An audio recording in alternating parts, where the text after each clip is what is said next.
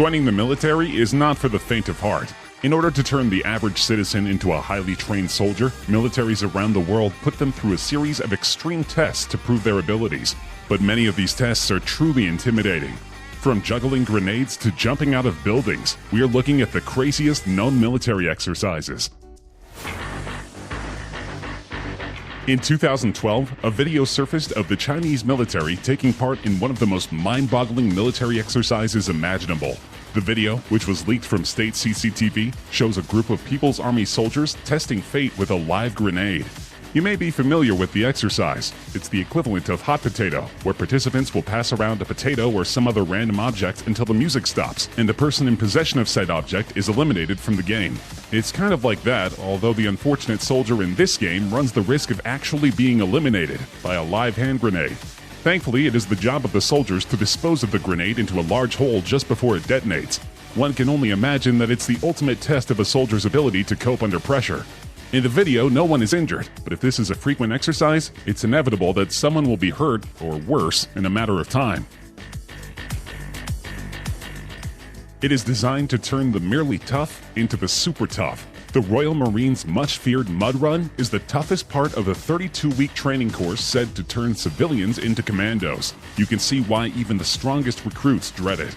Exhausted, demoralized, and covered in foul-smelling sludge from head to toe, these Royal Marine recruits hope one day to wear the coveted green beret, marking them out as the elite of Britain's fighting forces. The men need to call upon reserves, both mental and physical, that they didn't know they had, simply to get through the grueling ordeal. Captain Ben Chappell, who oversees physical training at the Royal Marines Commando Training Center in Limestone, Devon, said, "The mud run is about instilling a Royal Marine state of mind. The recruits spend up to 45 minutes in the mud that is so thick they can barely run, doing exercises and games, and it is so difficult that getting through it really builds team spirit.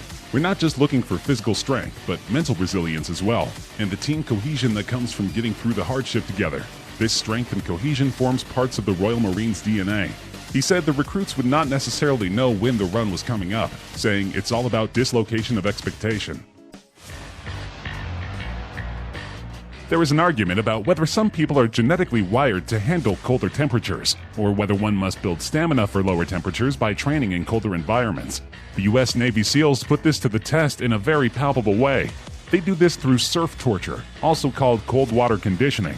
The water temperatures usually hover around 65 degrees Fahrenheit and never go above 68 degrees Fahrenheit. From there, trainees may be ordered to do some calisthenics or run a mile and a half down the beach in their wet clothes and boots. Then they're ordered back into the surf. Many drills also require that teams carry their rubber boots over their heads as they run from one task to another. Even if the water is 90 degrees, your core temperatures will very slowly start to drop from its normal level of 98.6 degrees.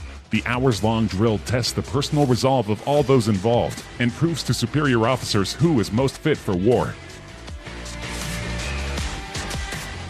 The Russian military isn't known for having a gentle touch, so it should come as no surprise that their counter-terrorism operations training is really tough.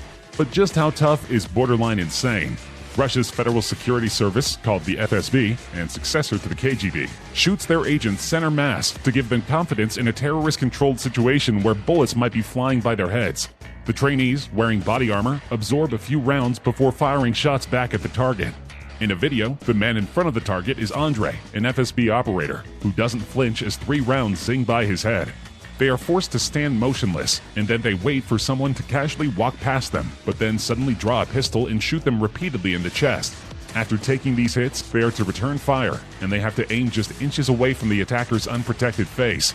In a second drill, the trainee is given multiple cardboard targets to shoot, but while he does so, he is pushed and shoved by trainers, who yell in his ear, while guns fire immediately adjacent to his ears. These are all supposed to simulate distractions on the battlefield and enhance the trainee's focus in stressful situations. Cobra Gold is one of the Indo-Pacific's largest multinational exercises. It's also the one where U.S. troops drink cobra blood.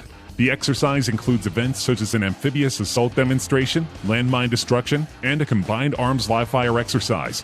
But probably the most photographed event is the jungle survival training, during which Thai instructors share with the Americans their knowledge of life-sustaining jungle sources of food and water, plants, insects, and, of course, cobra blood. For instance, some plants can be a good source of water, and there are a lot of different fruits available for consumption. But when those options aren't available, Marines can also eat geckos, gibbons, and even scorpions. Then, of course, there is one of the most iconic aspects of the Cobra Gold jungle survival training: drinking cobra blood.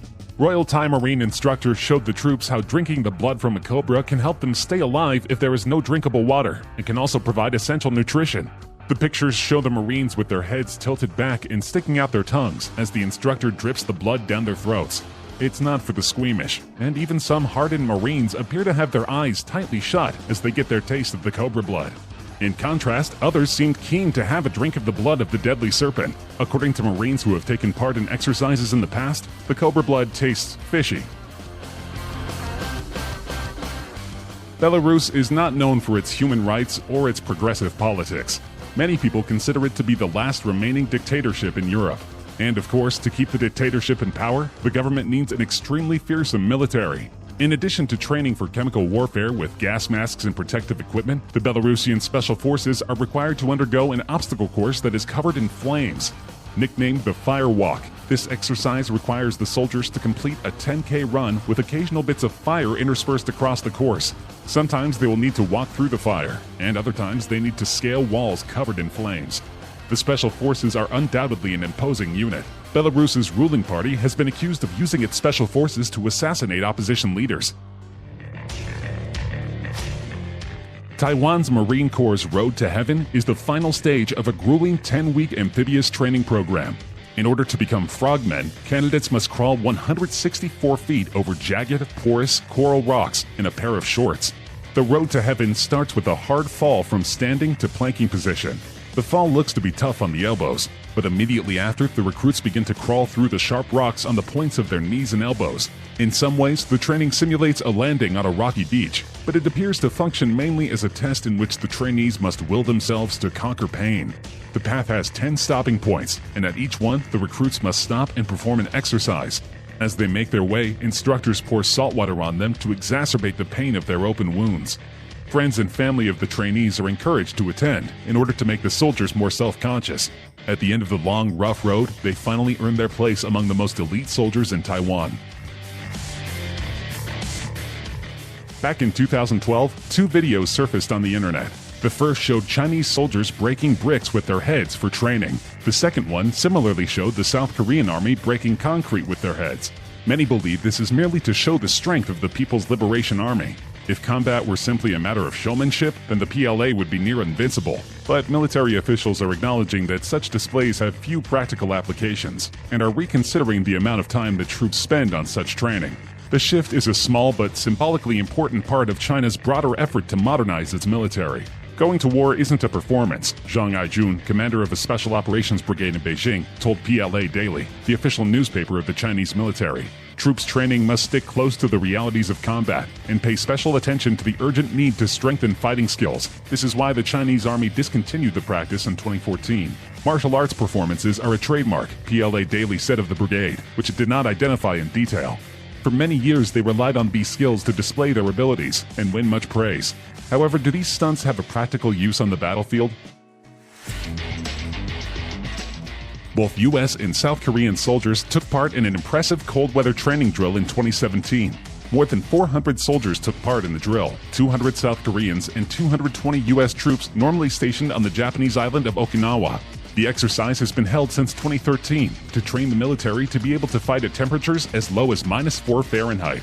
More choreographed than tactical, the troops perform for a horde of media, which at times seem to outnumber the North Carolina-based Marines and their Korean counterparts during this annual photo op. An environment like this is unforgiving, said Captain Thomas Rigby, 33, of Company A, 1st Battalion, 8th Marines. The company commander from Red Bank, New Jersey, said his Marines used the harsh locale to focus on cold weather squad tactics and decision-making skills. Rigby said historic fights like the Korean War's Battle of Chosin Reservoir, in which Marines fought off and escaped a massive Chinese assault in 1950, have cemented the service's can-do, go-anywhere attitude. We're a jack of all trades, he said. We fancy ourselves to be able to fight in any climate and place. The idea is to acclimate soldiers to any intense conditions they may find themselves in. Service in the Israeli army is compulsory for all young Israeli citizens in good health, so recruits should hope that they are not forced into a controversial program in which they are forced to jump from the tops of skyscrapers and rappel down to buildings. The idea is to prepare the soldiers for the impact of a bomb on a building so that they can get citizens out of the flaming structure safely. It is also a preparation for terrorist situations where they need to enter a building covertly. Certainly, the drills have many applications, but hopefully the soldiers don't suffer from vertigo or fear of heights. These new recruits will be prepared to defend the Tel Aviv skyline.